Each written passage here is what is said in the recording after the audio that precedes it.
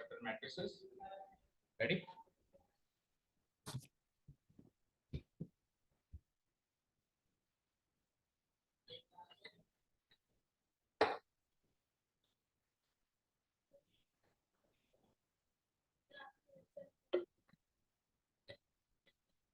आपके लिए नहीं थे।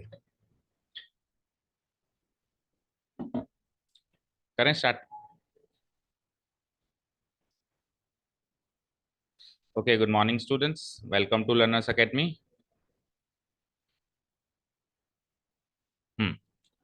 So after the two chapters, first chapter was relations and functions, second chapter was inverse trigonometric functions.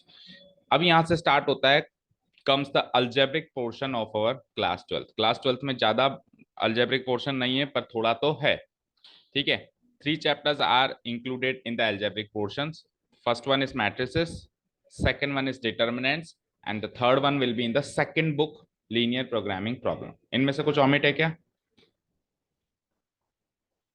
Check नहीं करा। सो बेसिकली 3 चैप्टर्स थे लास्ट ईयर, मेरे हिसाब से अभी भी होने चाहिए, है ना। एलपीपी का कह नहीं सकते जो सेकंड बुक में, बाकी ये दोनों तो होंगे, मैट्रिसेस, डिटरमिनेंट्स और एलपीपी एक थर्ड चैप्टर आएगा सेकंड बुक में, चैप्टर नंबर 12 होगा वो, है ना। तो चेक कर लेना अगर ओमिटेड तो नहीं, वैसे वो भी इजी चैप्टर है ना। सो अलजेब्रिक पोर्शन इस साल हमारा क्वाइट इजी है, क्योंकि कैलकुलस पोर्शन बहुत भयानक और 3D पोर्शन बहुत भयानक मिलेगा अभी अपने को, है ना। तो इसलिए उसके मुकाबले सबसे इजी पोर्शन हमारे मैथमेटिक्स में ये अल्जेब्रिक पोर्शन रहेगा, जिसमें 3 चैप्टर्स है, matrices, determinants and what LPP. अब ये अल्जेब्रिक पोर्शन कैसे है सर? अल्जेब्रिक पोर्शन हमने तो 10th 11th में सीखा था, कैसा? इक्वेशंस, है ना, जोड़ गुणा बाकी यही होता है अल्जेब्रिक पोर्शन। तो एक तरीके से जो हमारे क्लास 10th में या 11th में इक्वेशन वाला पोर्शन था, लीनियर इक्वेशन वाला पोर्शन, वो portion as it is convert होकर अभी क्या बन गया? मैट्रिसेस। कैसे? सुनो ध्यान से सुनो। सपोज करो मैं आपको दो इक्वेशंस देता हूं, 2x plus 3y equal to 10, linear equation in two variable है बेटा। एक और इक्वेशन देता हूं मैं आपको, 3x minus 5y equal to 7, ये भी linear equation in two variables हैं। तो हमने क्लास 10th में सीखा था कि इन दो इक्वेशंस को अपन सॉल्व कर सकते हैं और x, y यूनिक सॉल्यूशन निकाल सकते हैं using different different methods like elimination method, substitution method and different different methods.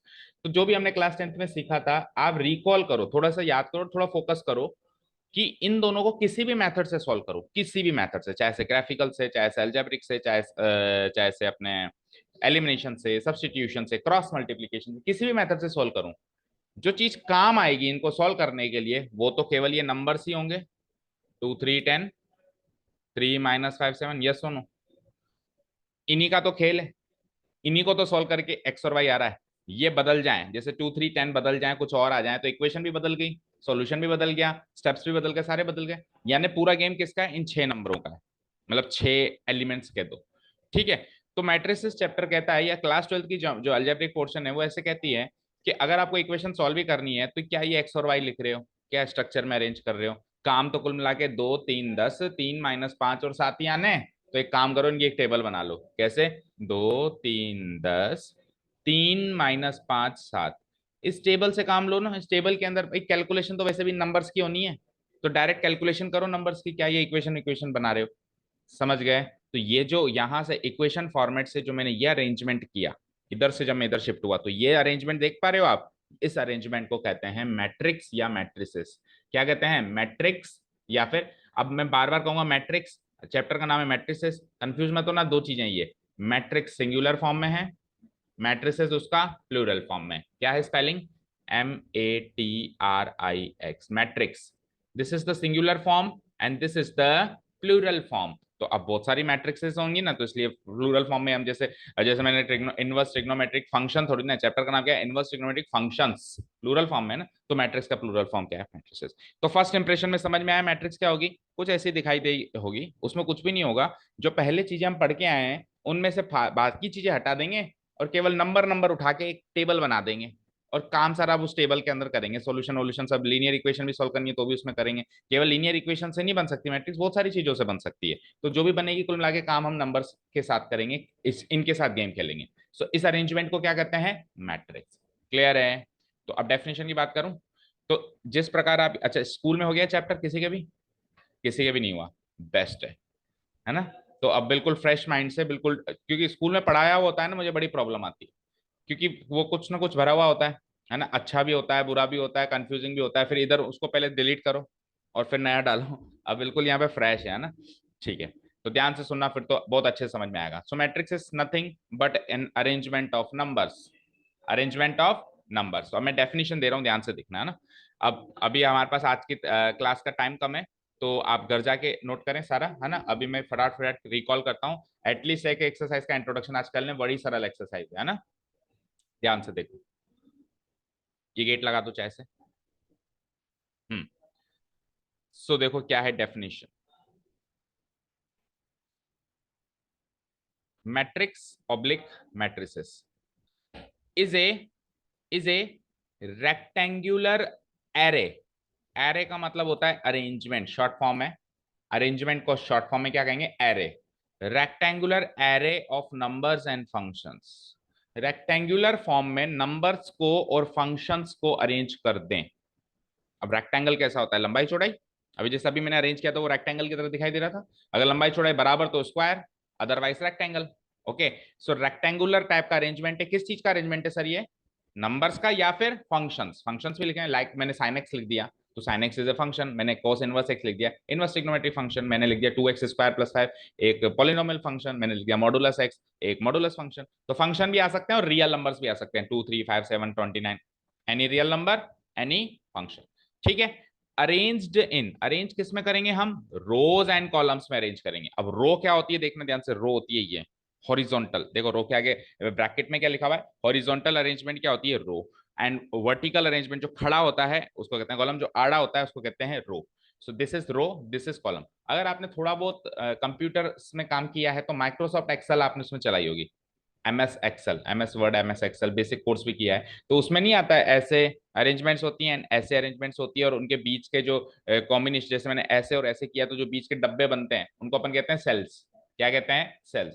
Same to same ऐसे ही है, ये रोज हैं, ये कॉलम्स हैं, और जो बीच के जो वो बन रहे हैं उनको हम क्या कहेंगे? सेल्स। क्लियर है? यहां तक क्लियर है? ओके, आगे बढ़ू। पहली डेफिनेशन समझ में आ गई। क्या है? मैट्रिक्स अरेंजमेंट है, रेक्टेंगुलर अरेंजमेंट है। किस किस का? नंबर्स का एंड फंक्शंस का। किस में अरेंज होता है? रोज एंड कॉलम्स में अरेंज होता है। फाइन। अच्छा, वन मोर थिंग, जब अपन इसको अरेंज करते हैं तो उसको अरेंज करने का तरीका ये होता है, हम एक इस टाइप का रेक्टेंगुलर ब्रैकेट बनाते हैं जिसको अपन बिग ब्रैकेट भी बोलते हैं, और इसके अंदर अरेंजमेंट करते हैं। ऐसे स्क्वायर नहीं बनाते, जैसे वो तो मैंने आपको फर्स्ट इंप्रेशन में बनाना सिखाया तो मैंने स्क्वायर बना दिया। पूरा चारों तरफ से बाउंड्री से क्लोज नहीं करते, इस तरीके से करेंगे। इस तरीके से अब इसके अंदर जैसा मैंने अरेंज कर दिया 2 3 6 7, फिर मैंने अरेंज कर दिया 5 9 10, फिर मैंने कोई फंक्शन भी रख दिया साइन एक्स, फिर मैंने जीरो भी रख दिया -10 √2, कुछ भी अरेंज कर दो। नंबर्स एंड फंक्शन होने चाहिए, तो इसको मैं एक मैट्रिक्स कह सकता हूँ। क्या कह सकता हूँ उसको मैं? ये रोज हैं, कितनी रोज हैं चेक करो, 1 2 3 4। कॉलम्स कितने हैं? 1 2 3। ये जितने हैं ये कॉलम्स हैं, ये जितने हैं ये रोज हैं। फाइन। Okay fine. अब सुनो, जो नंबर्स या फंक्शंस हम इसमें अरेंज करते हैं उनको क्या कहा जाता है? जैसे माइक्रोसॉफ्ट एक्सेल में तो कहा जाता है सेल्स, इसमें क्या कहा जाता है? या तो एलिमेंट्स या एंट्रीज, या तो एलिमेंट्स या entries of a matrix. Okay, entry word भी आपको बुक्स के अंदर कम दिखाई देगा, जो बुक की ऑफिशियल लैंग्वेज है उसमें उसको एलिमेंट्स कहेंगे। क्या कहेंगे? एलिमेंट्स। तो करीब करीब थोड़ा बहुत ये पीछे जो सेट एंड फंक्शन सीखे हैं उससे भी मैच कर रहा है। देखो सेट्स के अंदर की जो चीजें होती हैं उसको भी हम एलिमेंट्स कहते हैं। लाइक मैंने कहा नेचुरल नंबर का सेट, तो अंदर के एलिमेंट्स क्या होंगे? 1 2 3 4, तो उधर भी उसको एलिमेंट्स कहते थे, इधर भी मैट्रिक्स के अंदर के जो नंबर्स रखे हैं उसको क्या करें हम? एलिमेंट्स। और शॉर्ट फॉर्म में एक एंट्री नाम भी हम इसको दे सकते हैं। कोई डाउट नहीं है? Okay, next. जहां पर भी कुछ भी समझ में नहीं आया तो टेल मी, है ना। अगली चीज है ऑर्डर ऑफ ए मैट्रिक्स। तो पहले शॉर्टकट में समझो ऑर्डर ऑफ ए मैट्रिक्स क्या है, और उसके बाद फिर आपको डेफिनेशन बताते हैं। जैसे कि अभी मैंने एक मैट्रिक्स बना दी, लेट अस से एक मैट्रिक्स बनाता हूं मैं, 3 2 1 0 5 9 6 10 -32 7 0 0। ये एक मैट्रिक्स है या है क्या? नहीं बताओ। तो इसमें नंबर ऑफ रोज कितनी है? 3। रोज क्या होती है? Horizontal arrangement. 1 2 3, कितनी है? 3। कॉलम्स कितने हैं? 1 2 3 4। तो ऑर्डर का मतलब है एक ऐसा एक्सप्रेशन या एक ऐसी इंफॉर्मेशन देना जिससे रोज एंड कॉलम्स पता चल जाए भी कितनी तो रोज हैं कितनी कॉलम्स है। तो अब सर इन्फॉर्मेशन कैसे दें? बोल के बताएं कि नंबर ऑफ रोज 3 है, नंबर ऑफ कॉलम्स 4 है? नहीं, ऐसे बोल के मत बताओ। अगर 3 रोज हैं और 4 कॉलम्स हैं तो ऑर्डर हो जाएगा 3/4। क्या होगा? 3/4। अच्छा, एक्सेल में उल्टा होता है, एक्सेल में पहले कॉलम बताते हैं, फिर कॉलम्स कितने हैं, फिर बाद में रोज बताते हैं। यहाँ पे हमेशा हमेशा पहले रोज, क्योंकि हम जब कार्टेशियन सिस्टम पढ़ते थे तो उसमें भी पहले हम एक्स एक्सिस लेते थे, मतलब जैसे अपने को कोऑर्डिनेट्स बताने किसी के, सो पहले मैं एक्स कोऑर्डिनेट बताऊंगा, then I will tell the y coordinate, या पहले वाई कोऑर्डिनेट बताते हो? 3,5, 3,5 में 3 क्या होता है? एक्स कोऑर्डिनेट, एंड 5 क्या होता है? Y coordinate. तो सिमिलरली उसी पैटर्न को फॉलो किया, पहले अपन बताएंगे नंबर ऑफ रोज एंड बाद में अपन बताएंगे नंबर ऑफ कॉलम्स। तो इसमें नंबर ऑफ रोज कितनी है? 3, एंड नंबर ऑफ कॉलम्स कितने हैं? 4। तो इसको लिखते हैं ऐसे, 3x4। कैसे लिखते हैं? 3x4। लेकिन इसको 3x4 रीड नहीं करते, इसको कैसे रीड करते हैं? 3/4। कैसे रीड करते हैं? 3/4। मैं कहूंगा 3/4 की मैट्रिक्स बनाओ तो कुछ ऐसी बनेगी। समझ गए? अच्छा, अपन जनरल एग्जांपल लेते हैं। अपन जैसे मान लो कोई प्रॉपर्टी खरीदने जाते हैं, कोई प्लॉट की साइज होती है, तो उसमें भी अपन नहीं बोलते, जैसे मान लो ये 30 फुट ऐसे चौड़ा है और 60 फुट मान लो इसकी डेप्थ है, तो अपन कैसे बोलते हैं इस प्लॉट की साइज को? 30/60। शॉर्ट फॉर्म में कैजुअल लैंग्वेज में नहीं बोलते कि मेरा प्लॉट 30/60 का है। तो 30/60 का मतलब, तो ना 30 को डिवाइडेड बाई 60 करना है, क्योंकि मैथमेटिक्स में तो 30/60 क्या होता है? 30/60। तो वहां पे बाय का मतलब दूसरा है और यहाँ पे बाय का मतलब दूसरा है। वो लंबाई चौड़ाई बताना है बाय का मतलब, और यहाँ पे number of rows and number of columns बताना है। क्लियर है? ठीक है। अच्छा, इसमें एलिमेंट्स कितने हैं? एलिमेंट्स कितने हैं इसमें? 12। गिनो, अंदर एलिमेंट्स गिनो, 1 2 3 4 5 6 7 8 9 10 11 12। कैसे पता चला? नंबर ऑफ रोज को नंबर ऑफ कॉलम से मल्टीप्लाई करो। ठीक है। अच्छा, जो नंबर ऑफ रोज होती हैं उसको जो बाय डिफॉल्ट लेटर मिला वो है m, और जो नंबर ऑफ कॉलम्स होते हैं उसको बाय डिफॉल्ट जो लेटर मिला वो है n। तो कोई भी मैट्रिक्स m/n ऑर्डर की होती है। किस ऑर्डर की होती है? m/n। जहां पे m और n हर हाल में क्या होने चाहिए? नेचुरल नंबर होने चाहिए, क्योंकि मिनिमम एक रो होगी, 0 रो की तो बनेगी नहीं, और मिनिमम एक कॉलम होगा, और उसके बाद number of rose natural number में चलेगी। मैं ऐसे कहूंगा या तो 1 रो है, या 2 रो है, या 3 रो है। मैं ऐसे कैसे कहूंगा 3.5 रो है? मैं ऐसे कैसे कहूंगा 4.25 कॉलम है? नहीं कह सकता हूँ। मैं ऐसे कैसे कह सकता हूँ भाई √2 नंबर ऑफ रोज है? नहीं, नहीं कह सकता हूँ ना। मैं ऐसे कैसे कह सकता हूँ sin x number of columns है? नहीं। हर हाल में क्या होगा? नेचुरल नंबर होगा। तो m भी एक नेचुरल नंबर, n भी एक नेचुरल नंबर। यहाँ तो कोई डाउट नहीं है। वन मोर थिंग, किसी भी मैट्रिक्स को कैपिटल लेटर से डिनोट किया जाता है, capital A, capital B, capital C, capital D, and so. और फिर कुछ कुछ अभी क्लासिफिकेशन आएगा मैट्रिक्स कितने प्रकार की होती है, तो उसमें कुछ कुछ मैट्रिक्स को स्पेशल लेटर अलॉट कर दिया गया, भी इस टाइप की मैट्रिक्स को तो यही लेटर मिलेगा। जैसे ओरिजिन को ओ लेटर फिक्स हो जाता है, जैसे एक कार्टेशियन प्लेन में अलग अलग पॉइंट्स को अपन कैपिटल लेटर से डिनोट करते हैं, लेकिन ओरिजिन का तो फिक्स है ना। वैसे अभी अपन क्लासिफिकेशन ऑफ मैट्रिसेस करेंगे तो वैसे तो अपन capital A, capital B, capital C, capital X, capital Y किसी से भी डिनोट करो, लेकिन कुछ कुछ स्पेशल मैट्रिसेस को एक स्पेशल लेटर अलॉट कर दिया गया है, वो अभी आएगा जब बताएंगे। पर डिनोट किससे कराएंगे? हम कैपिटल लेटर ए से डिनोट कराएंगे। यहां तक सारी बातें क्लियर है? ऑर्डर क्लियर है? ऑर्डर क्या होता है? Number of rose by number of columns की इंफॉर्मेशन देना ही ऑर्डर होता है। तो मैं जैसे कहूंगा इसका ऑर्डर बताओ, तो आप क्या कहोगे? 3/4 लिखोगे, ऐसे पढ़ोगे 3/4, लिखोगे 3x4 और पढ़ोगे 3/4। और अगर कोई आपको एक्चुअली कहे कि इसके नंबर ऑफ एलिमेंट्स बताओ, तो फिर आपको एक्चुअली 3 × 4 करके बताना है। तो नंबर ऑफ एलिमेंट्स की बात हो तब आप रीड भी ऐसे करोगे, 3 × 4 = 12। लेकिन नंबर ऑफ एलिमेंट्स की बात ना हो, जस्ट ऑर्डर की बात हो, तो फिर आप इसको 3 × 4 नहीं रीड करोगे, फिर आप कैसे रीड करोगे? 3/4। ये मल्टीप्लाई नहीं करना चाह रहे तो लिख रहा है बस, ये लिखने का तरीका है। Okay, clear? अब देखो बुक्स के अंदर क्या लिखा हुआ है, उसको भी रीड आउट करो जो आपको नोट्स में लिखना है। The order of a matrix is the representation of number of rose.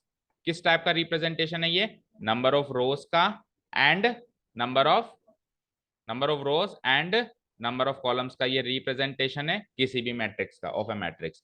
It is denoted by the letter m/n, where m denotes the number of rows, very easy, and n denotes the number of columns। बताओ यहां तक कोई परेशानी? Order समझ में आया? ठीक है। वैसे भी किसी भी चीज की डेफिनेशन नहीं आएगी कि what you mean by order of matrix, आपको अप्लाई करना आना चाहिए बस क्वेश्चंस के अंदर। ओके, ठीक है। अच्छा जी, और दूसरी बात अभी अभी मैंने बताई, m और n should belong to natural number set. m और n दोनों के दोनों नेचुरल नंबर सेट। क्लियर? अच्छा, अब अभी अभी मैंने बताया नंबर ऑफ एलिमेंट्स कैसे निकालेंगे। The number of elements in A matrix of order m/n। अगर कोई मैट्रिक्स है जिसका ऑर्डर m/n गिवन है, तो उसके नंबर ऑफ एलिमेंट्स को हम mn से डिनोट कराएंगे, क्योंकि अगर इसको भी m × n रखा, m × n लिखा तो कंफ्यूजन हो जाएगा। तो इसको अपन मल्टीप्लीकेशन में तो अपन इंटू साइन ना भी लगाए तो चलेगा, जैसे ए बी का मतलब क्या होता है ए मल्टीप्लाइड बाय बी। तो अपन कोई भी पूछे कि नंबर ऑफ एलिमेंट्स एक मैट्रिक्स के कैसे निकालते हैं, तो आप फॉर्मूला याद रखेंगे mn। क्या फॉर्मूला याद रखेंगे mn। और ऑर्डर कैसे बताते हैं m क्रॉस n से, फॉर्मूला क्या है mn, ठीक है। इसको पढ़ेंगे कैसे, m मल्टीप्लाइड बाय n। समझ आया, यहाँ कोई डाउट नहीं है, ओके। कोई भी मैट्रिक्स को कैपिटल लेटर से डिनोट कराते हैं, आपको बता दिया। A matrix is denoted by capital letters, for example A B C D etcetera, और उसके एलिमेंट्स, यस। अब उसके एलिमेंट्स जो अंदर हैं, जैसे सेट्स में चलता था, सेट्स में क्या चलता था, अंदर के एलिमेंट्स स्मॉल लेटर से, और बात सेम टू सेम वही मैट्रिक्स को तो कैपिटल लेटर से डिनोट कराओगे, उसके एलिमेंट्स को हम कैसे डिनोट कराते हैं, स्मॉल ए। अब ये नीचे आई जे क्या है अभी बताते हैं, अभी बताते हैं, चिंता मत करो। आई जे क्या लिखा हुआ है, इसके टेल में लिखा हुआ है ऐसे, जैसे ए और शॉर्ट नीचे टेल में लिखा हुआ है आई जे, तो इस आई जे का मतलब क्या अभी बताते हैं। बाकी लेटर्स क्या मिलेंगे अपने को, अंदर के एलिमेंट्स के लेटर्स क्या मिलेंगे, स्मॉल। अब ए आई जे का मतलब क्या है, इसको समझते हैं अपन, है ना। तो एक मैट्रिक्स बना देता हूं, उसको मैं, उसको समझाने के लिए एक मैट्रिक्स बना देता हूँ। सो मैं लेट अस सपोज करो एक 3/2 की मैट्रिक्स बनाता हूँ। 3/2 की कैसे बनेगी, तीन तो रोज होंगे, दो कॉलम्स, 3 2 1 0 7 8, ये 3/2 की मैट्रिक्स है, तीन तो रोज हैं और दो कॉलम्स हैं। अब सपोज करो मुझे इस एलिमेंट के बारे में बताना है, मुझे इस एलिमेंट के बारे में जानकारी देनी है, या इस एलिमेंट की बात करनी है। तो मैं कैसे बात करूं इस एलिमेंट, मैं ऐसे बोलूं, मैं ऐसे बोलूं क्या, दूसरे रो पहले कॉलम में जो एलिमेंट है वो बताओ, दूसरी रो में और पहले कॉलम में जो एलिमेंट, दूसरी रो कौन सी है, 1,0 वाली, मतलब कॉमा नहीं लगाते, 1 0 वाली, और पहला कॉलम कौन सा है, 3 1 7 वाली, तो इसके कॉम्बिनेशन से कौन सा एलिमेंट मिला, 1। तो या तो मैं ऐसे पूरा डिटेल में बताऊं कि second row, the element which lies in the second row and in the first column, एक, या तो मैं इसे फुल खोल के बताऊं, और नहीं तो मैं शॉर्ट में बताया कैसे बता सकता हूं। अगर ये मैट्रिक्स ए है तो इस वन को पता है क्या कहेंगे, इस वन को कहेंगे A21, जहां पे 2 का मतलब सेकंड रो, 1 का मतलब फर्स्ट कॉलम। ये 21 नहीं है, ये 21 नहीं है, तो A21 क्या हो जाएगा, 1। सर ए कहां से मिला, क्योंकि मैट्रिक्स का नाम कैपिटल ए है तो एलिमेंट का नाम स्मॉल है, अगर मैट्रिक्स का नाम कैपिटल बी होता तो एलिमेंट का नाम स्मॉल बी, और ये तो सीक्वेंस है, 2 1 सीक्वेंस है, सेकंड रो फर्स्ट कॉलम। तो अब समझ में आया आई जे क्या है, तो जो रो का सीक्वेंस है उसको लेटर आई मिल गया, स्टैंडर्ड सेट कर दिया उन्होंने, और जो कॉलम का सीक्वेंस है उसको लेटर जे मिल गया, ओके। सो ये है मेरा ए आई जे, बी आई जे, सी आई जे, समझ आया। जैसी मैट्रिक्स वैसे ही उसके अंदर का लेटर, और आई जे हो जाएगा उसका सीक्वेंस। अब मैं कहूं इसमें मुझे बताओ A32 क्या है, बताओ A32 क्या है, 8, third row second column, third row second column, क्या आंसर आएगा, 8। समझ आया, क्लियर है। तो ऐसे कोई सा भी एलिमेंट में आपसे पूछ सकता हूँ ना, भाई मेरे को मैट्रिक्स के अंदर काम करना है, अब मैट्रिक्स के अंदर बहुत सारे एलिमेंट्स हैं, तो उन एलिमेंट्स नंबर्स के ऊपर काम करूंगा मैं, तो मेरे को कभी इस नंबर की जरूरत पड़ेगी, कभी मेरे को इस नंबर की कैलकुलेशन करना पड़ेगा, जोड़ बाकी करना पड़ेगा, तो मैं उसको लिखूंगा कैसे, भाई ये नंबर क्या है, तो मैं उसको इस फॉर्म में लिखूंगा A32 B67 C31, जैसा उसका मैट्रिक्स का नाम वैसे ही वो लेटर लेके, और सीक्वेंस क्या लगाऊंगा नीचे आई जे की फॉर्म में लगाऊंगा, ठीक है। अब अगर ऑर्डर m/n है, जहां पे m और n नेचुरल नंबर है, तो सीक्वेंस भी तो नेचुरल नंबर में आएगा। अभी चेक करो, 2 भी नेचुरल नंबर और 1 भी नेचुरल नंबर, सेकंड रो बोलूंगा तो 2 नेचुरल नंबर आएगा ना, ऐसा ना कहूंगा 3.5 नंबर की रो, मैं तो तीसरी रो बोलूंगा 4, तो यानी कि आई और जे भी नेचुरल नंबर होगा, एम और एन भी नेचुरल नंबर थे, m/n तो टोटल ऑर्डर है, और आई जे किसी भी एक पर्टिकुलर एलिमेंट का सीक्वेंस है, तो आई जे एम एन चारों के चारों हर हाल में क्या होने चाहिए, नेचुरल नंबर होने चाहिए, यहाँ तो कोई डाउट नहीं है, ओके। बढ़ते हैं आगे, यहां तक कर लिया हमने कि किसी भी मैट्रिक्स को हम कैपिटल लेटर से और उसके अंदर के एलिमेंट्स को लाइक दिस स्मॉल लेटर से डिनोट कराते हैं, ओके। अब ए आई जे का मतलब सुन लो, नीचे लिखा हुआ है वेयर ए आई जे उस एलिमेंट को डिनोट करेगा, हेयर ए आई जे उस एलिमेंट को डिनोट करेगा जो कि ith नंबर की रो में है और jth नंबर के कॉलम में है। जैसे अभी मैंने 2 3 बोला तो नंबर पता चल गया सेकंड रो थर्ड कॉलम, लेकिन आई और जे तो लेटर है, तो अब मेरे को पता था ना आई की वैल्यू क्या है, जे की वैल्यू क्या है, तो क्या बोल दिया, ith रो jth कॉलम, ठीक है। अब बस केवल फर्स्ट और सेकंड के लिए ये बदल जाता है, फर्स्ट में एस टी लगता है, सेकंड में एन डी लगता है, बाकी और थर्ड में बदल जाता है, थर्ड में आर डी लगता है, बाकी सब में तो T H T H T H लगेगा, फोर्थ फिफ्थ सिक्स सेवन। अब अभी आई और जे की मेरे को वैल्यू पता नहीं है, तो मैंने बाय डिफॉल्ट टी एच लगा दी। आप ऐसे नहीं कहो सर अगर ये आई की वैल्यू 2 होगी तो 2th थोड़ा ना बोलेंगे, सेकंड बोलेंगे, तो वो 1 2 3 के लिए स्पेशल है, वो आप अंडरस्टूड है ना, ठीक है। कुल मिला के आई और जे क्या है, सीक्वेंस है ना, पोजीशन, एक एलिमेंट की पोजीशन, भाई वो उस मैट्रिक्स में कौन सी पोजीशन पे लाया कर रहा है, ओके, अब यहाँ पे सुनो, जो ये आई मैं बोलूंगा इसकी मिनिमम वैल्यू 1 होगी और मैक्सिमम वैल्यू m होगी, होगी नहीं होगी? क्योंकि कोई भी एलिमेंट गिरी से गिरी कंडीशन में फर्स्ट रो में तो होगा, और ज्यादा से ज्यादा जितने उसमें रोज हैं उस वाली रो में होगा। मान लो टोटल नंबर ऑफ रोज 10 हैं, तो मैक्सिमम 10th रो में ही हो सकता है। और कोई भी एलिमेंट गिरी से गिरी कंडीशन में फर्स्ट कॉलम में होगा, और ज्यादा से ज्यादा जितने कॉलम्स है उस वाले नंबर के कॉलम में होगा। तो कितने कॉलम्स मानते हैं अपन? n। तो ये अंडरस्टूड है कि i की वैल्यू 1 से लेके m तक वेरी करती है, और j की वैल्यू 1 से लेके n तक वेरी करती है, और एक नेचुरल नंबर होनी चाहिए। ऐसा नहीं है कि 1 से लेके 10 तक वेरी करती है तो बीच में 3.5 भी ले लिया ना, नेचुरल नंबर होनी चाहिए। 1 से लेके 10 में 1 2 3 4 5 6 7 8 9 10, only and only natural number ही होनी चाहिए i और j की वैल्यू। ठीक है, यहाँ तो कोई डाउट नहीं है। तो नीचे लिखा भी हुआ है कि आई जे एम एन चारों के चारों should be a natural number, i j m n should belong to natural number से। यहाँ तो कोई डाउट? No doubt. ओके, अब नेक्स्ट चीज आती है, एक मैट्रिक्स को रिप्रेजेंट कैसे करते हैं, general form of a matrix of order m by n। देखो, एक मैट्रिक्स है किस ऑर्डर की, m बाई n की, तो उसकी जनरल फॉर्म क्या बनेगी? तो मैं छोटा कर देता हूं ताकि एक ही शीट पे दिखाई दे तो अच्छे से पिक्चर समझ में आएगी, फिर वापस बड़ा कर दूंगा ना।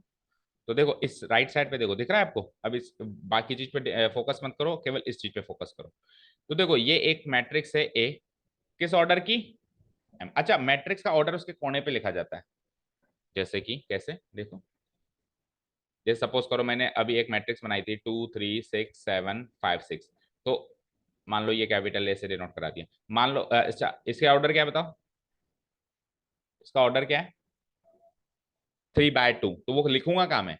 इस कोने में, बॉटम राइट कॉर्नर पे उसका ऑर्डर लिखा जाता है। अगर लिखना है तो, लिखना ही नहीं तो बात अलग।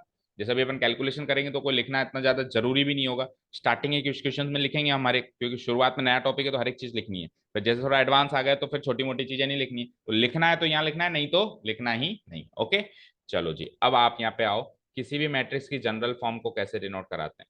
तो ये एक मैट्रिक्स है, m बाई एन ऑर्डर की है। किस ऑर्डर की है? m by n. तो इसके अंदर के, अगर इसको, इस मैट्रिक्स को मैंने कैपिटल ए से डिनोट किया है तो इसके अंदर के एलिमेंट्स को स्मॉल ए से डिनोट करना ही पड़ेगा। ठीक है, तो मुझे बताओ इस नंबर पे जो एलिमेंट बैठेगा उसको A11 से डिनोट कराएंगे, बोलो। First row first column, first row second column A12, first row third column A13। ये 13 नहीं है, याद रखना, ये A13 रीड करेंगे। कैसे A13? ऐसे करते करते करते करते करते करते कोई A1J, ये 1 है ना, A1J नाम का एलिमेंट भी आएगा, जो फर्स्ट रो तो फर्स्ट ही चल रही है ना? कॉलम का सीक्वेंस 1 2 3 4 5, कोई जेथ कॉलम भी आएगा बीच में, आएगा। और मैक्सिमम क्या आएगा? nth number of column. तो इसके बीच में डॉट डॉट डॉट लगा हुआ है, इसका मतलब है इसके बीच में बहुत सारे एलिमेंट्स हो सकते हैं, इसके बीच में बहुत सारे एलिमेंट्स हो सकते हैं। 3 तक तो मैंने सीक्वेंस बताया, जैसे अपन एपी में नहीं लिखते थे, मान लो एपी लिख दिया अपने 3 4 एलिमेंट्स, फिर अपने को लास्ट एलिमेंट पता है तो बीच के एलिमेंट्स अपने को पता नहीं है, तो अपन बीच में डॉट डॉट डॉट लगा के और लास्ट एलिमेंट लिख देते थे। एपी में ऐसे ही करते थे लास्ट ईयर, समझ में आया ना? एपीजीपी में ऐसे करते थे ना। तो अभी मेरे को इसके फर्स्ट रो के एलिमेंट्स लिखने हैं, तो पहला तो A11, दूसरा A12, तीसरा A13, सारे लिखोगे, पता ही नहीं कितने, तो मैंने डॉट डॉट डॉट लगा दिया। आखिरी तो आ गया A1n, क्योंकि फर्स्ट रो और nth column, total number of columns कितने हैं? n है ना, तो फर्स्ट रो nth कॉलम, तो टोटल तो पता चल गया। और इसके बीच में कहीं A1J नाम का एलिमेंट भी आएगा, अब वो J की वैल्यू कुछ भी हो सकती है। ठीक है, वो जे की वैल्यू कुछ भी हो सकती है। ठीक है, सेकंड पे आओ, तो सेकंड पे सेम टू सेम चलेगा, बस जहां पे 1 है वहां पे क्या हो जाएगा? 2 2 2 2 2। ठीक है ना, पहला एलिमेंट सेकंड रो का A21, दूसरा एलिमेंट A22, तीसरा एलिमेंट A23, चलता जाएगा, चलता 3 लिख दिए। अब बीच में कोई एलिमेंट A2J नाम का भी आएगा, मतलब सीक्वेंस का भी आएगा, second row and jth column. Jth column कुछ भी हो सकता है। और आखिरी आखिरी इस रो में आखिरी आखिरी एलिमेंट क्या आएगा? A2n, क्योंकि सेकंड तो रो है और लास्ट कॉलम हमेशा nth कॉलम होता है, क्योंकि नंबर ऑफ कॉलम्स को हम n से डिनोट कराते हैं। क्लियर है यहां तक? अब क्या ऐसे फर्स्ट रो चलाई, सेकंड रो चलाई, तो आपके सारी रोज चलाएंगे ना? अब बीच में कोई ith नंबर की रो भी आएगी, जैसे बीच में कोई jth नंबर का कॉलम आया था, वैसे बीच में कोई ith नंबर की रो भी तो आएगी, आएगी ना? भाई मुझे नहीं पता ना आई के टोटल नंबर ऑफ कॉलम्स कितने हैं, टोटल नंबर ऑफ रोज कितनी है, तो आई जे कहीं बीच में ही आएगा, है ना? एन से तो छोटा होगा, क्या क्या लिखा भी आपने? आई की वैल्यू 1 से बड़ी, एन से छोटी, ऐसे ही लिखा। तो आई कहाँ आएगा? 1 से बड़ा आ रहा है, कहीं बीच में आ रहा है, एन से छोटा आ रहा है। अब जे उल्टा बोल दिया, जे क्या होगा? 1 से बड़ा, एन से छोटा। आई क्या होगा? 1 से बड़ा, m से छोटा तो 1 से बड़ा है ना, 1 2 तो 2 रोज तो लिख दी मैंने, अब सारी थोड़ा ना लिखूंगा, बीच में कहाँ सेट हो रहा है मुझे क्या पता, तो मैंने बीच में कहीं भी डॉट डॉट डॉट लगा दिया, मतलब इसके बीच में हो सकता है third row, fourth row, fifth row कुछ हो, और फिर कोई ith नंबर की रो हो। अब ith नंबर की रो को, एलिमेंट्स को कैसे डिनोट कराएंगे, i1 i2 i3, रो तो ith है, कॉलम फर्स्ट सेकंड थर्ड चल ही रहा है, ऐसे करते करते करते फिर बीच में कोई aij नाम का एलिमेंट आ जाएगा। अब ये ith रो में है और jth कॉलम में है, और इस ith रो का लास्ट एलिमेंट कैसे डिनोट होगा, ain। इस ith रो का लास्ट एलिमेंट कैसे डिनोट होगा, ain, ith रो, और टोटल नंबर ऑफ कॉलम्स तो n होते ही हैं। और ऐसे करते करते करते करते, जैसे मैं कॉलम्स में लास्ट में पहुंचा nth कॉलम में, वैसे करते करते करते करते रो में भी मैं लास्ट में कहीं ना कहीं पहुंचूंगा, और लास्ट रो क्या होती है, mth रो, mth रो होती है। तो mth रो के एलिमेंट्स को कैसे डिनोट कराएंगे,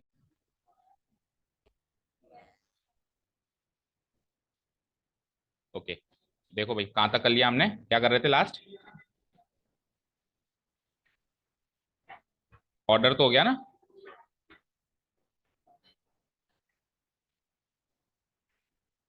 1 सेकेंड,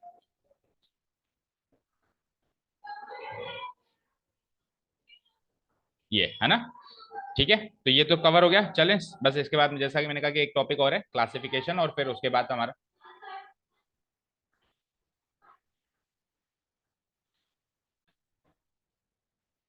तो ये चीज क्लियर हो गई ना बेटा।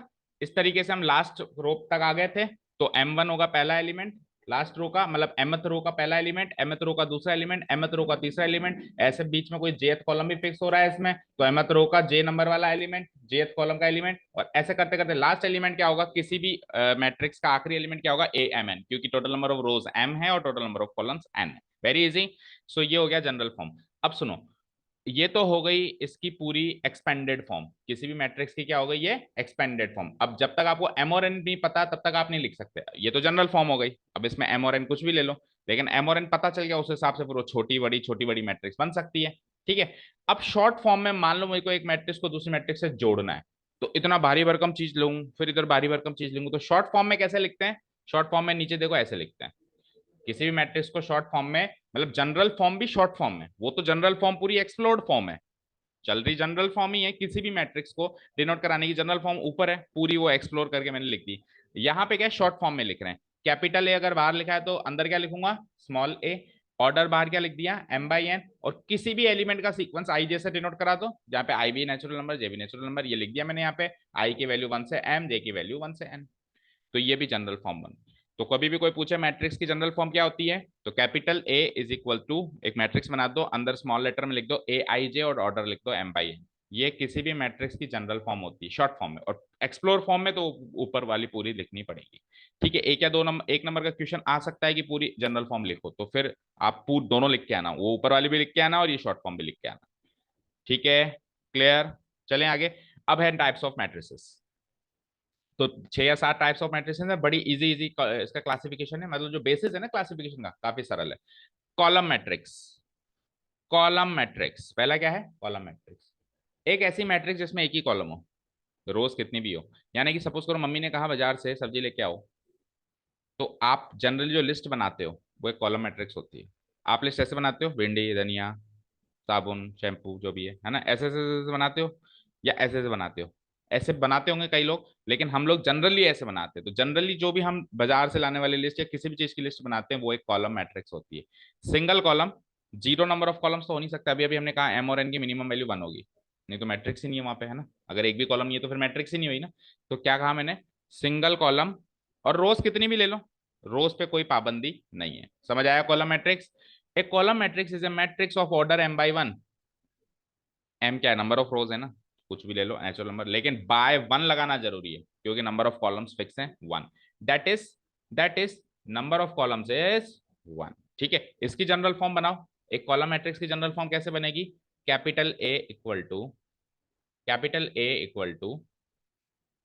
अंदर देखो स्मॉल ए 1 1, स्मॉल ए 2 1, और ऐसे करते करते करते कोई ith रो भी आएगी, स्मॉल ए I1, और ऐसे करते करते लास्ट रो क्या आएगी, स्मॉल ए m, क्योंकि नंबर ऑफ रोज हैं m, और इधर ऑर्डर क्या लिखूंगा m by 1।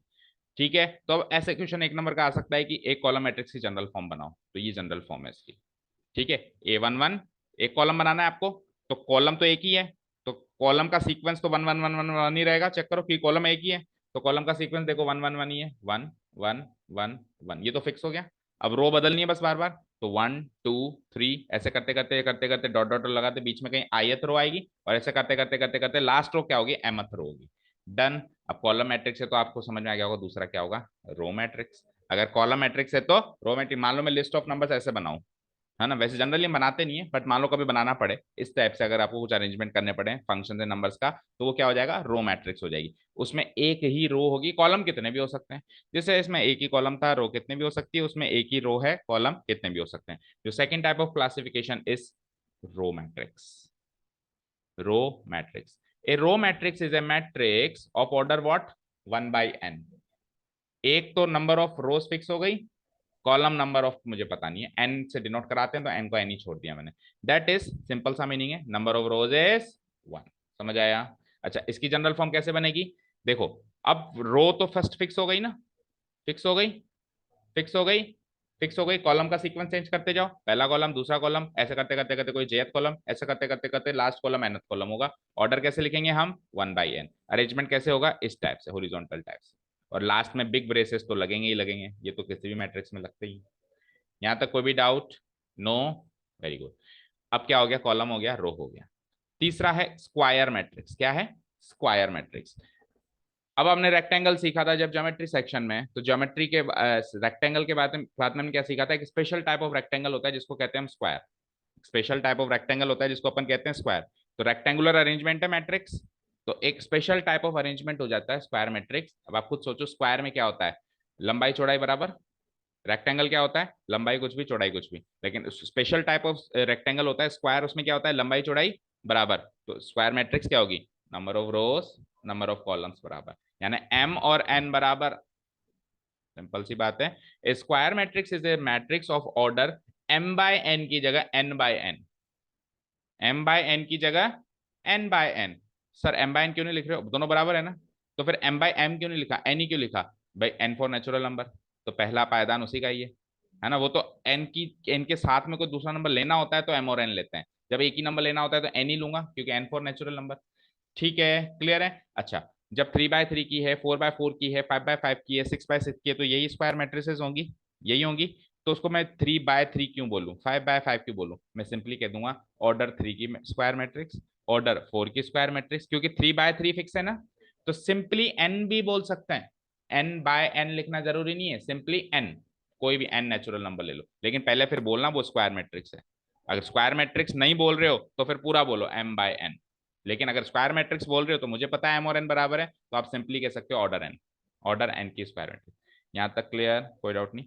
ठीक है, that is number of rows is equal to number of columns, very easy, no doubt. Okay, अब देखो जो अगली मैट्रिसेस क्लासिफिकेशन आ रही है वो पिछली मैट्रिसेस पे डिपेंड कर रही है। अब जैसे रेक्टेंगल से स्क्वायर आ गया, अब स्क्वायर से किसी और पे जाऊंगा, ठीक है। तो अगली मैट्रिक्स है जिसको अपन कहते हैं डायगोनल मैट्रिक्स। क्या कहते हैं, अच्छा, इसकी रेक्टेंगुलर वो मतलब जनरल फॉर्म देख लो, 2/2 की बना रहे हो तो a11 12 21 22, 3/3 की बना सकते हो, 4/4 की बना सकते हो, उसकी जनरल फॉर्म लिख दोगे।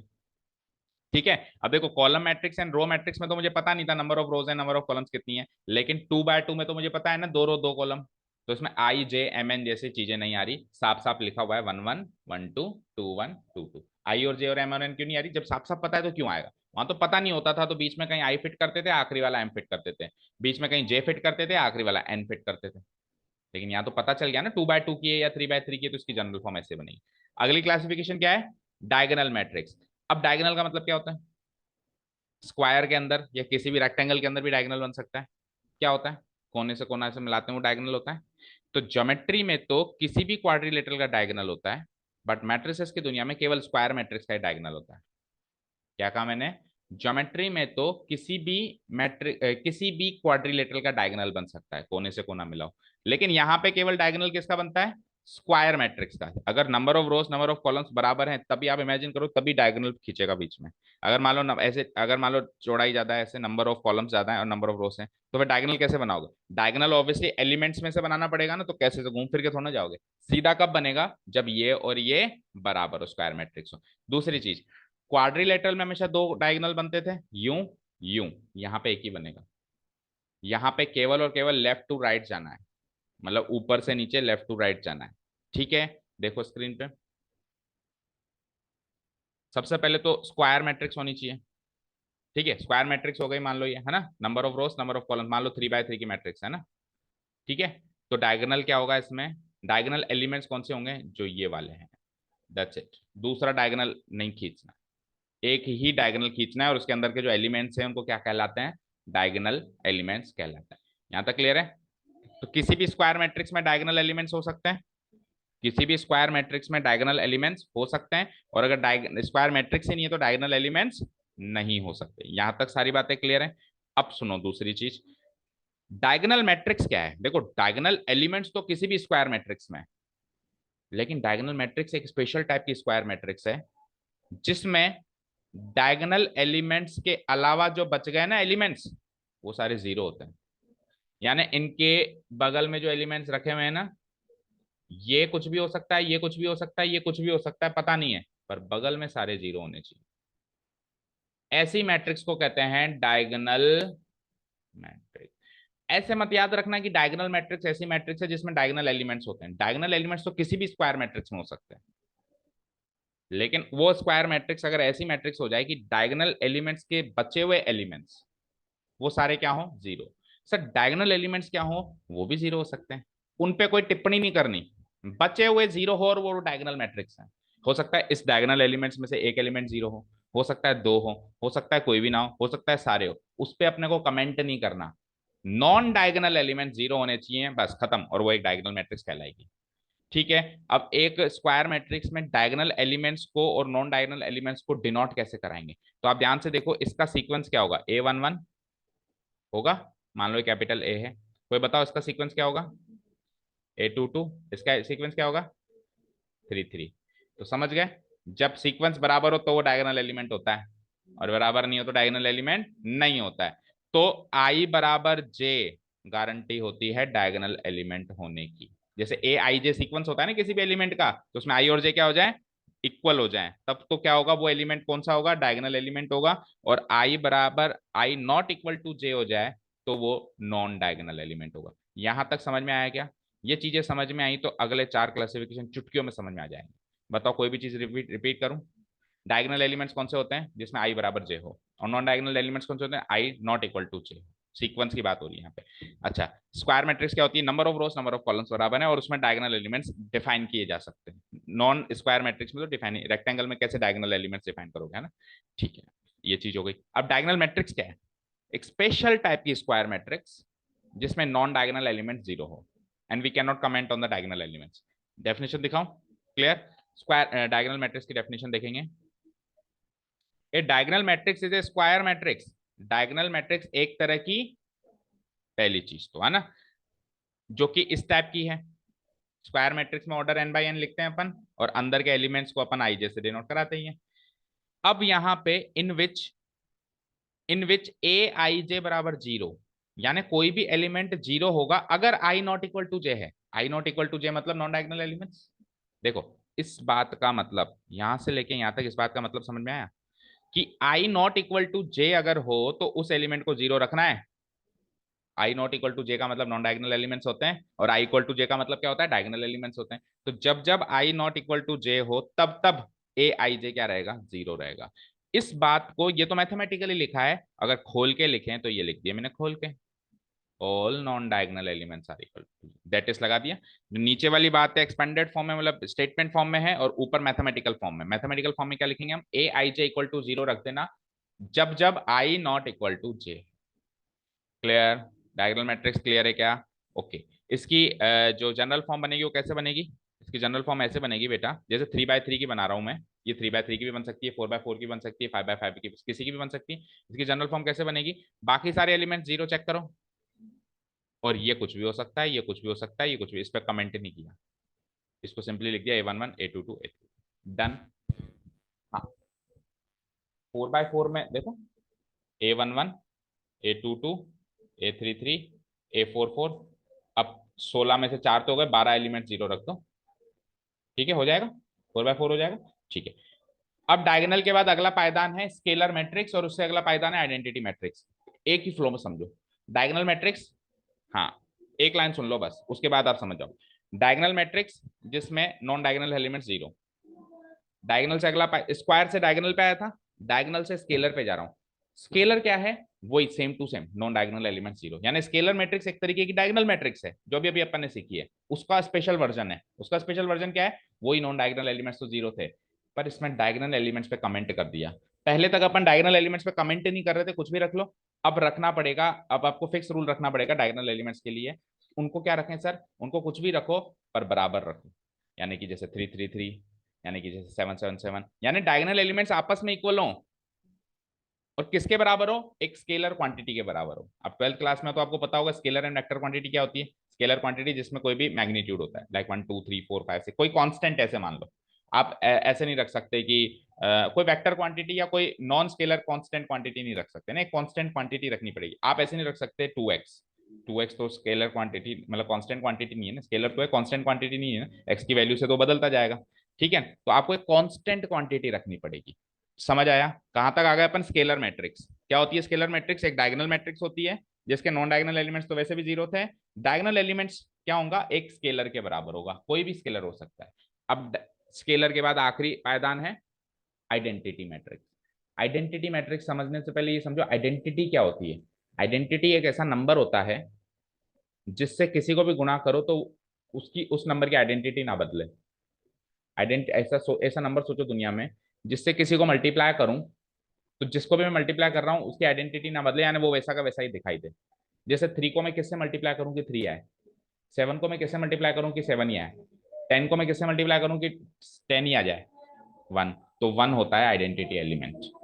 1 क्या होता है, आइडेंटिटी एलिमेंट होता है। क्यों, क्योंकि 1 से किसी भी नंबर को मल्टीप्लाई करो तो उस नंबर की आइडेंटिटी नहीं बदलती। ठीक है, अब मैं कहा था स्केलर मैट्रिक्स पे था, स्केलर से आइडेंटिटी मैट्रिक्स पे आ गया। आइडेंटिटी मैट्रिक्स एक स्पेशल टाइप की स्केलर मैट्रिक्स है। अब स्केलर मैट्रिक्स क्या थी, non diagonal element zero, diagonal elements fix constant. Sir वो कांस्टेंट भी पता नहीं चल रहा, 3 3 3 रखूं, 7 7 रखूं, 1 1 1 रख दो, पहले तो कुछ भी रख दो, फिर कुछ भी रखो लेकिन आपस में बराबर रखो। अब आपस में बराबर रखने के साथ साथ वो भी फिक्स कर दो, क्या रखना, 1 1 1। यानी आइडेंटिटी मैट्रिक्स एक ऐसी मैट्रिक्स जिसमें non diagonal element zero and diagonal elements one. Diagonal element सारे 1, नॉन डायगोनल एलिमेंट सारे के सारे जीरो। ठीक है, कितने हो गए, 5 6। स्केलर, स्केलर के बाद क्या आया था, आइडेंटिटी 6। एक लास्ट 7 टाइप की मैट्रिक्स होती है, उनका इनसे कुछ लेना देना नहीं है, बिल्कुल न्यारी है इनसे। चाहो तो उनको बिल्कुल पहले भी पढ़ सकते थे। जीरो मैट्रिक्स, कोई भी मैट्रिक्स जिसके सारे एलिमेंट जीरो, वो स्क्वायर होनी भी जरूरी नहीं है, वो रेक्टेंगल भी हो सकती है, उनका इससे कुछ नहीं लेना देना। समझ आया, क्विकली रिकॉल करो। Column matrix single column any number of rows, row matrix any single row any number of columns. Okay, square matrix number of rows equal to number of columns. Square matrix का special version diagonal matrix. Non diagonal element zero, we can not say anything about diagonal elements. Diagonal elements क्या होते हैं, जब आई बराबर जे हो। ठीक है, diagonal के बाद scalar matrix, non diagonal element zero, diagonal elements एक स्केलर के बराबर, एक कांस्टेंट के बराबर, आपस में बराबर। ठीक है, उसमें तो वो अलग अलग भी हो सकते थे पहले, जैसे ये 3 हो गया, ये 2 हो गया, लेकिन अब इसमें 3 3 3 या 2 2 2। उसके बाद identity matrix, non diagonal element zero, diagonal elements 1, हमेशा 1। और एक बिल्कुल इनसे अलग जीरो मैट्रिक्स जिसके सारे एलिमेंट्स ही जीरो। आइडेंटिटी मैट्रिक्स को मैंने कहा था ना स्पेशल लेटर मिलता है, केवल और केवल आइडेंटिटी मैट्रिक्स और जीरो मैट्रिक्स। जैसे जीरो मैट्रिक्स को नल मैट्रिक्स भी कह सकते हैं। तो जीरो मैट्रिक्स या नल मैट्रिक्स और आइडेंटिटी मैट्रिक्स को स्पेशल लेटर मिला हुआ है और किसी को नहीं मिला हुआ। आइडेंटिटी मैट्रिक्स को स्पेशल लेटर मिलता है आई, जीरो मैट्रिक्स को स्पेशल लेटर मिलता है ओ। अब आप जाओ, आप इसमें देखो क्या लिखा हुआ है ना। देखो स्केलर मैट्रिक्स क्या कहता है, अब ये एक्सरसाइज 1 का इंट्रोडक्शन हो गया सृष्टि, है ना एक, लेकिन फिर भी आप नोट्स लिखो तो ये वीडियो देखना, क्योंकि कुछ स्पेशल बात मान लो रह गई हो जल्दीबाजी में। देखो एक स्केलर मैट्रिक्स एक टाइप की डायगोनल मैट्रिक्स होती है, इस फॉर्म की होती है, क्योंकि डायगोनल स्क्वायर मैट्रिक्स है तो n बाई एन के ऑर्डर की होगी और ए आई जे नाम के उसके एलिमेंट्स होंगे। क्या होती है स्केलर मैट्रिक्स, अभी अभी मैंने क्या बताया, नॉन डायगोनल एलिमेंट्स तो जीरो हो और डायगोनल एलिमेंट्स कांस्टेंट हो। तो देखो आई नॉट इक्वल टू जे का मतलब होता है नॉन डायगोनल एलिमेंट्स, और आई इक्वल टू जे का मतलब होता है डायगोनल एलिमेंट्स। तो जब नॉन डायगोनल एलिमेंट्स हैं तो वो एलिमेंट्स तो जीरो हैं, और जब डायगोनल एलिमेंट्स हैं तो वो एलिमेंट्स किसी के नाम के कांस्टेंट के बराबर है, वो कुछ भी हो सकता है। समझ आया, ये मैथमेटिकल डेफिनेशन हो गई।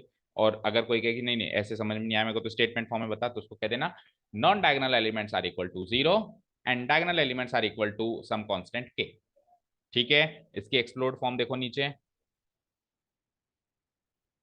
where k is a scalar constant, that is non-diagonal elements are equal to 0 and diagonal elements are equal to some scalar, some are equal to each other एक दूसरे से भी बराबर होंगे, और फिर किसके बराबर होंगे, एक स्केलर कांस्टेंट के बराबर होंगे, है ना।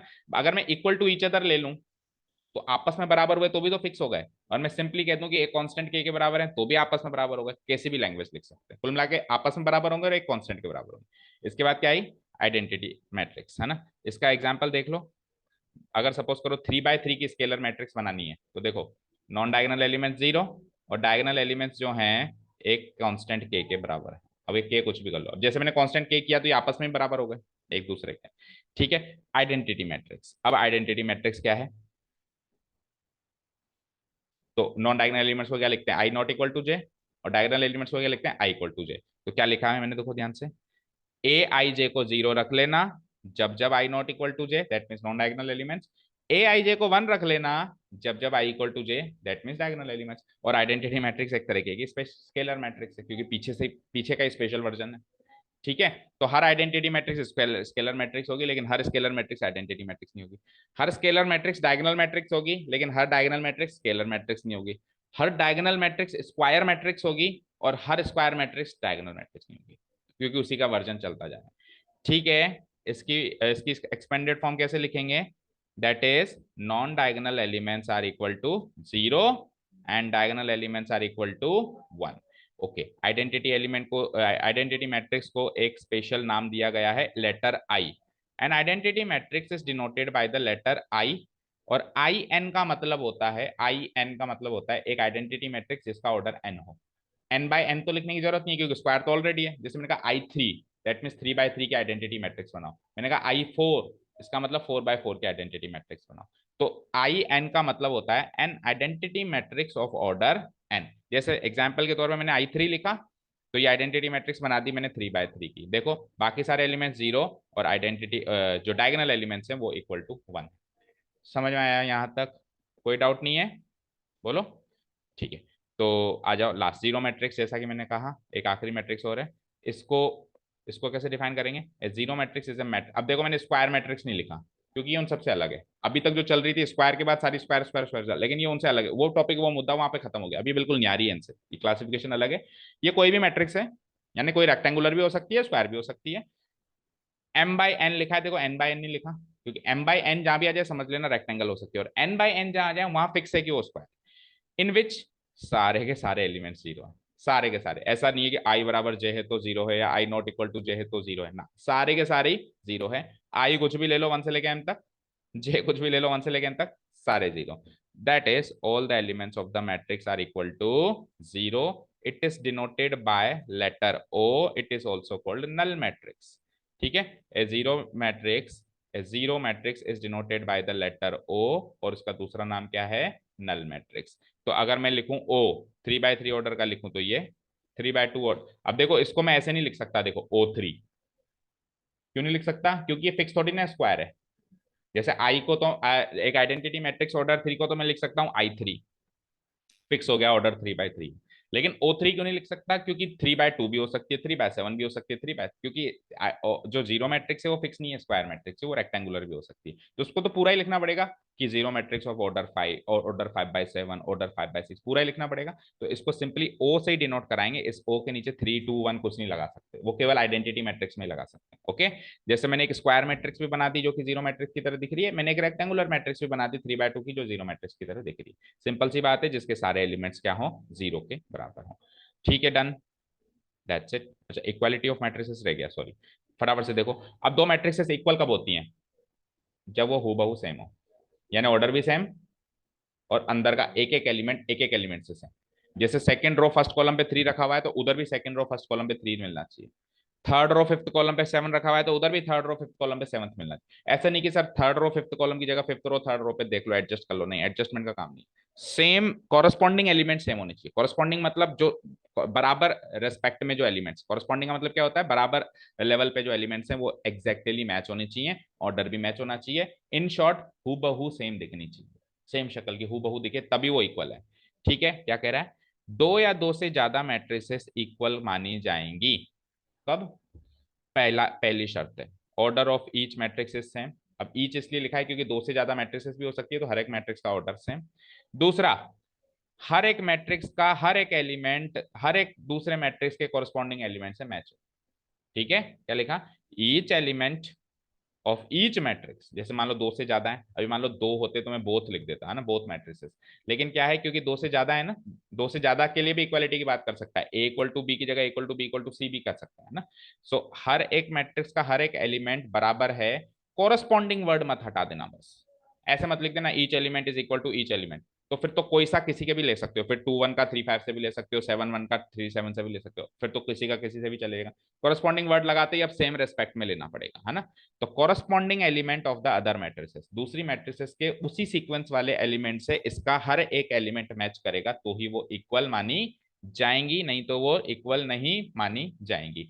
तो इसको मैथमेटिकली कैसे कहेंगे हम, दस वी कैन से दैट कि दो मैट्रिसेस, एक तो ले ली मैंने ए आई जे, एक ले ली मैंने बी आई जे, चेक करो दोनों का order m by n m by n. अगर मान लो ऑर्डर अलग अलग लिखना होता तो कैसे लिखता, M1/N1 और M2/N2, क्योंकि 4 नंबर लेने होते हैं अलग अलग, लेकिन जब ऑर्डर सेम है तो M/N कह सकता हूं, है ना।